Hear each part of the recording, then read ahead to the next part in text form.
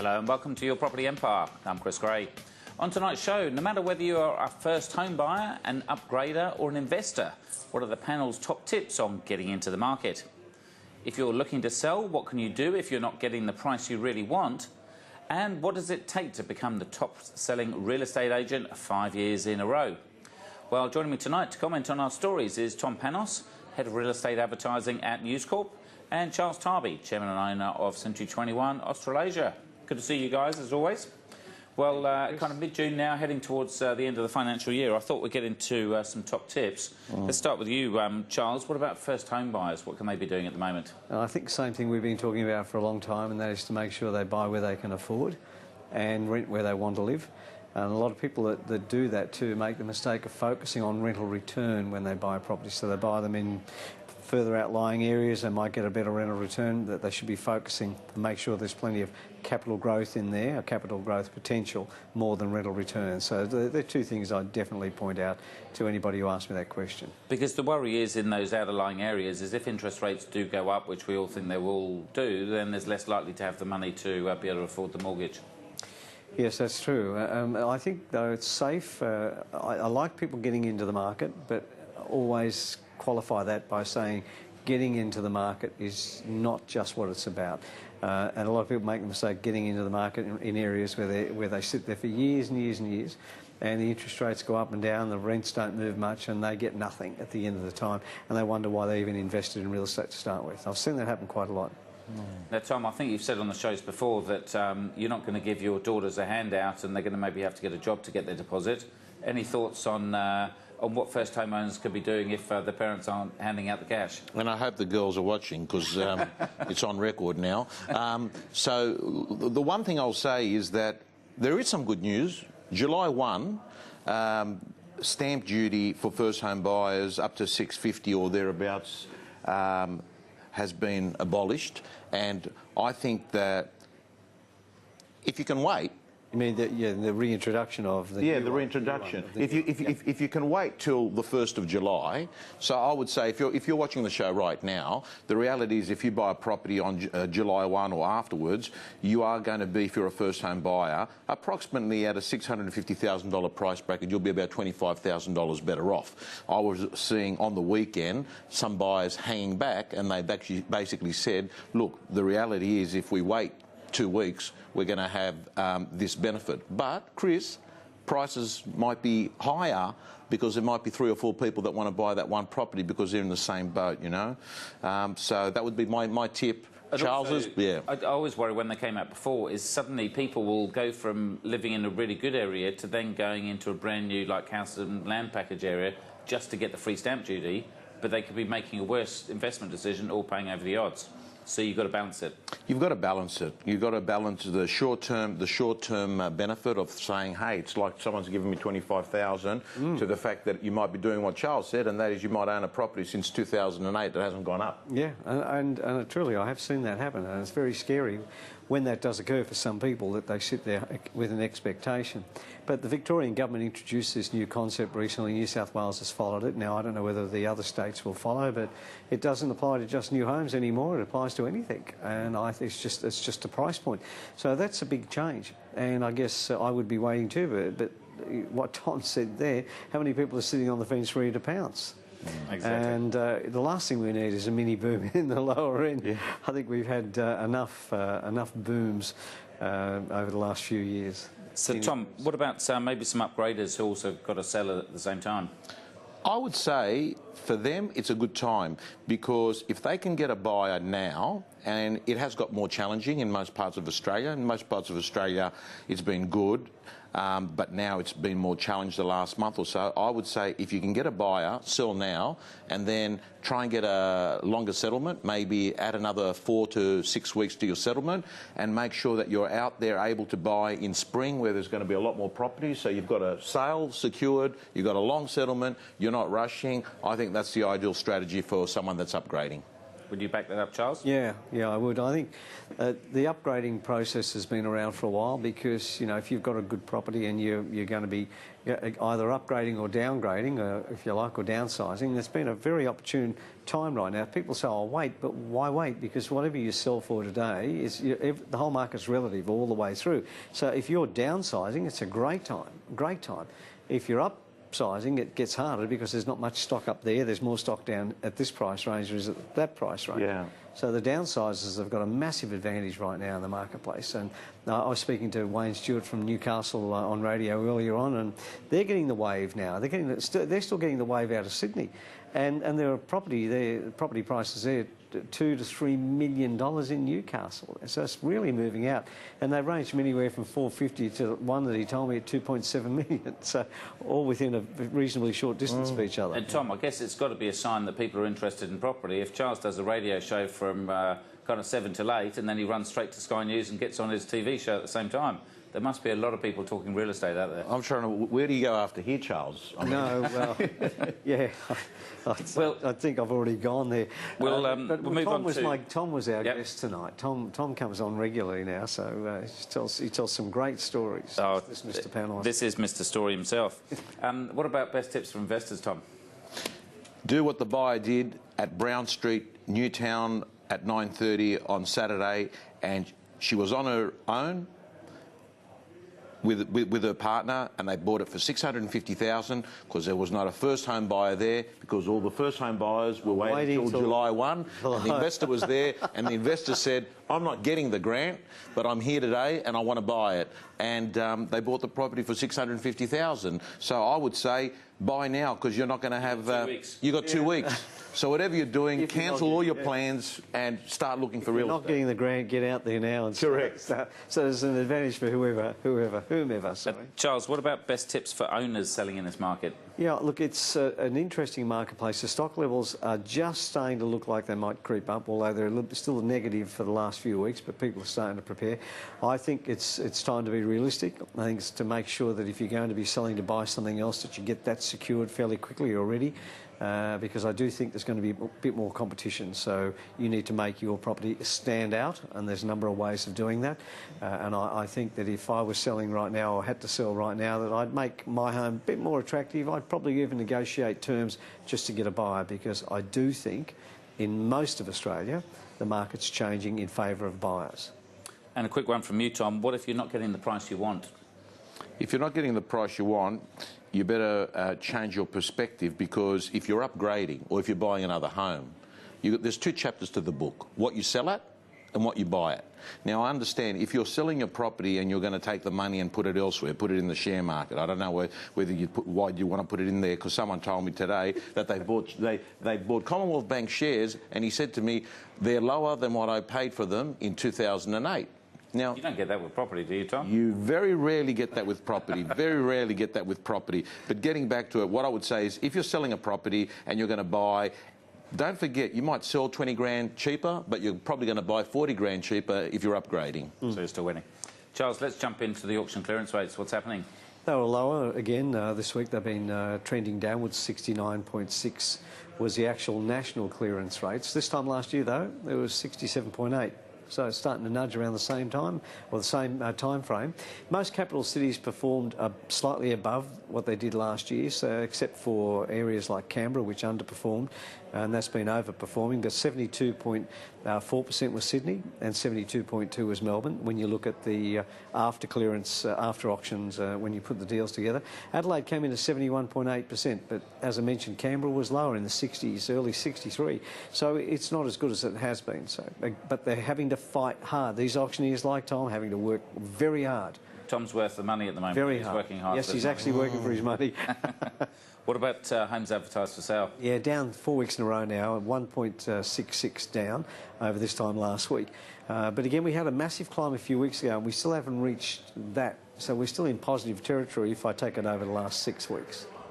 And Tom was thinking about more stock coming out in spring. Is that automatically going to happen? Well, I suspect it will. I think, as we've started to say now, we're probably seeing the first ever real estate cycles kick in.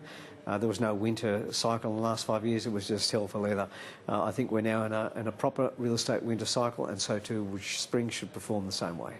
And how are we doing for rents at the moment? Yeah, not too bad. Still very, very stable around the countryside. We haven't massive increases at all. The only one that really highlighted this last week was Hobart, with a 2.51% increase over this time last week. But Darwin was the negative at 1.31. It was the worst. So 0.47 negative overall, but still up over the last 24 months, Chris.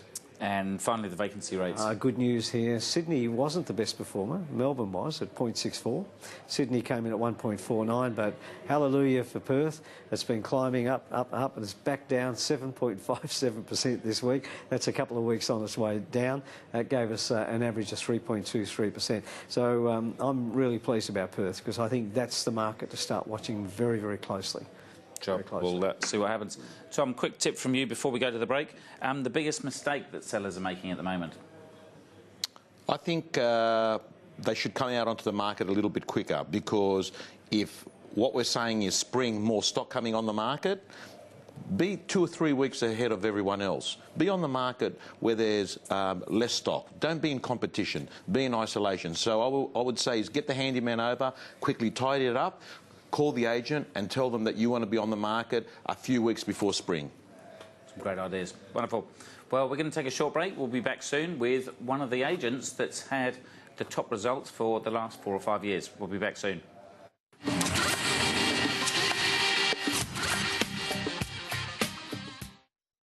You know that business, the one that's known for that thing, that's something special. Like Cargo Crew, work uniforms that actually look good. Genius. Started small, got big. This big. With a little advice and Skype for Business Online from Telstra, make global orders from the lounge room. See, long-distance relationships can work. But you know what? This business started like yours. Be that business with the tools to help you thrive.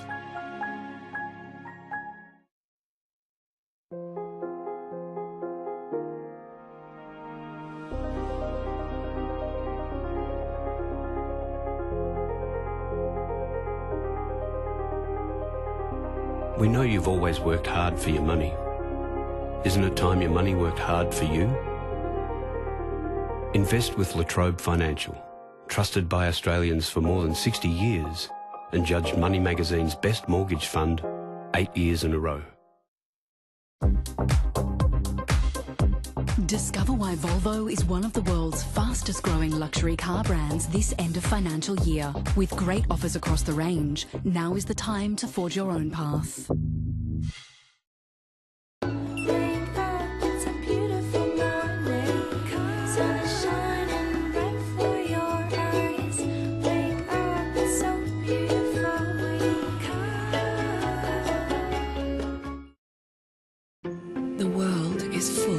Treasure, just waiting to be discovered. So look a little closer and see what others don't. Join Expedia Plus Rewards today and discover member pricing and more. If you're planning on selling your home, what's the best way to get the best price for it? Add a games room. Do some landscaping. But the best way to get more for your home is to find a great real estate agent. Local Agent Finder compares from thousands of agents, including their fees, in minutes. Stock up by June 30 on FSC certified J. Burrows A4 copy paper and get that tax-deductible feeling just like that. At $19.95 a carton, it's another reason Officeworks is your happy tax place. Budget Direct customers have got it covered. They're with Money Magazine's Insurer of the Year. Good to go. And it's the 3rd time they've won it. Do you get award-winning insurance? Get more with Budget Direct. Kia's 7-day sale is on now. On top of great drive-away deals, receive a free $777 gift card across the range. Plus, Australia's only 7-year warranty. Hurry, Kia's 7-day sale ends June 25.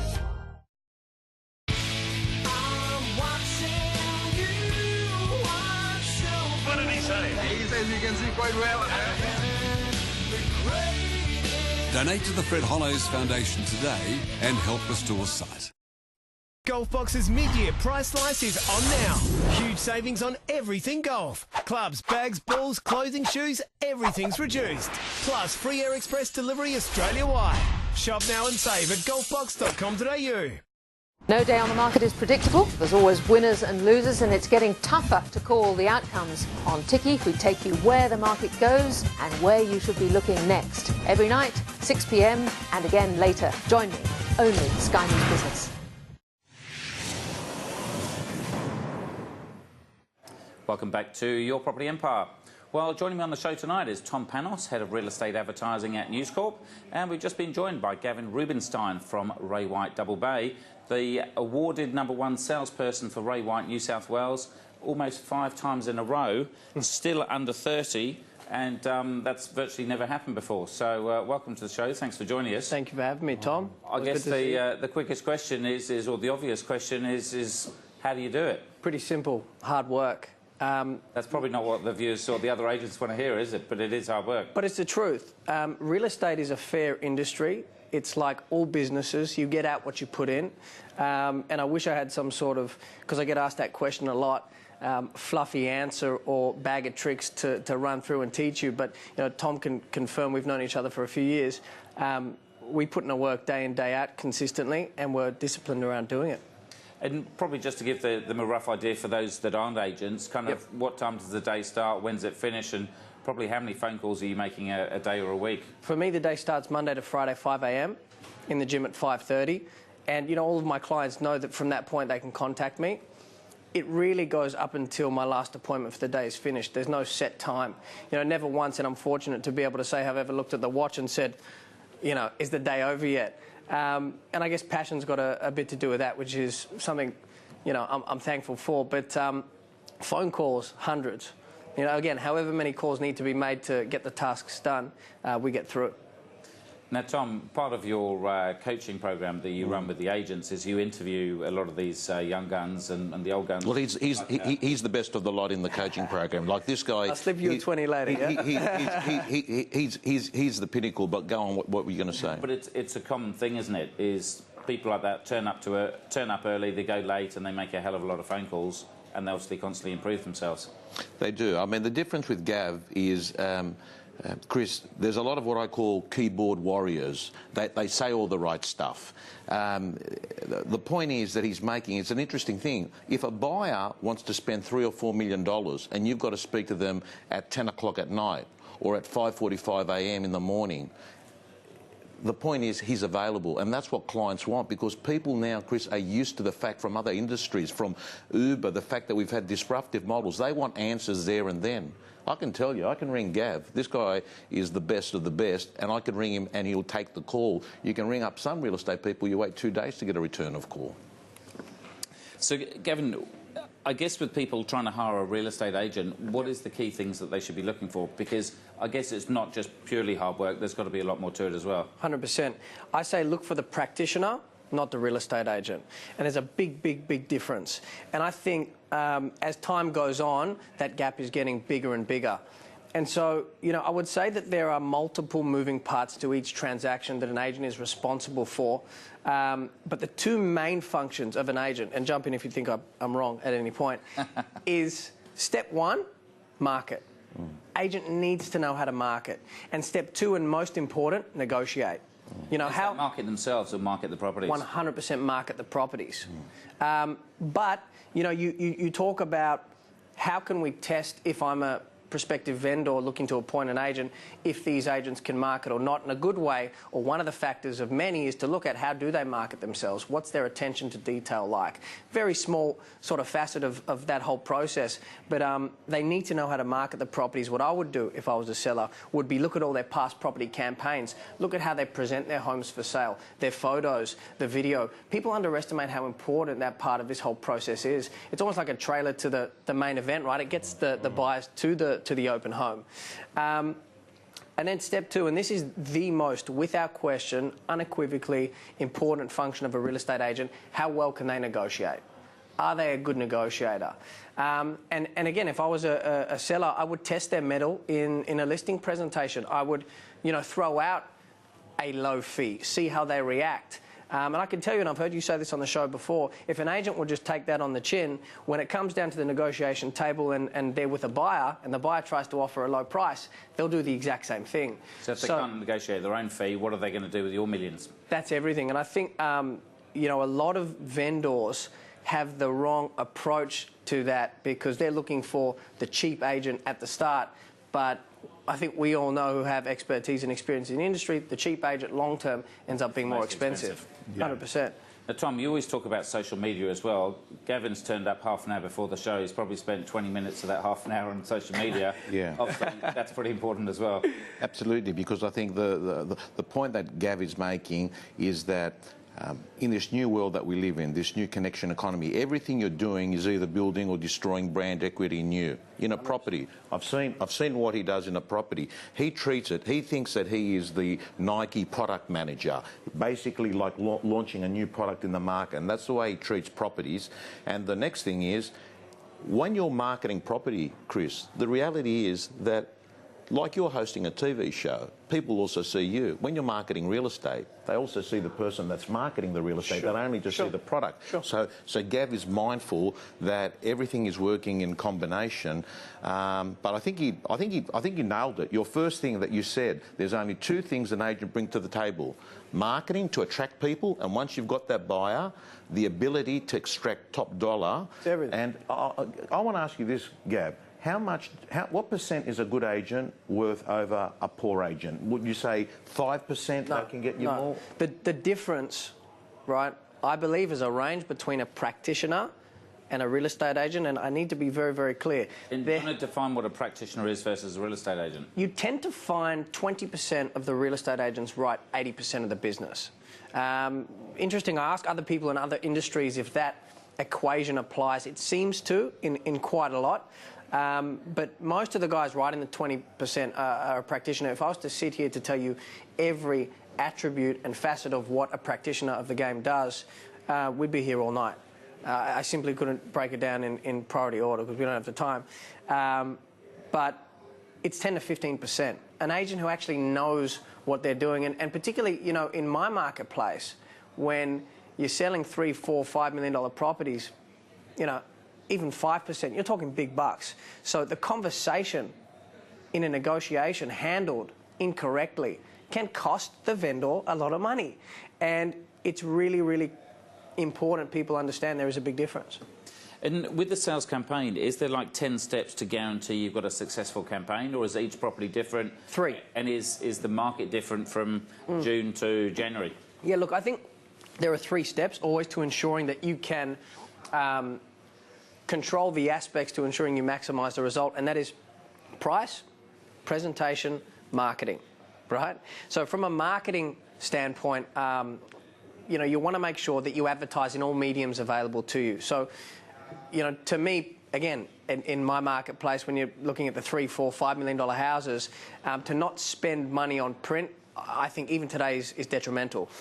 Now, is it as powerful as the internet? 100% not, but there's still a place for it, because if you get that one extra buyer who doesn't even buy the home but pushes that buyer up, again, 5%, we're talking big bucks. Price, step number 2. You need to ensure that whatever price you are guiding or even put on that agency or even tell the seller is representing value, because you need to get people excited about the property. You need to get them through the front door. And presentation, the place needs to look good. You're obsessed with presentation. Obsessed. Yeah. I mean, I've been told. I mean, we're still waiting to find our tie. You look good. You look really good.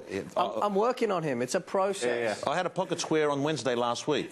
I made great progress, and I went backwards.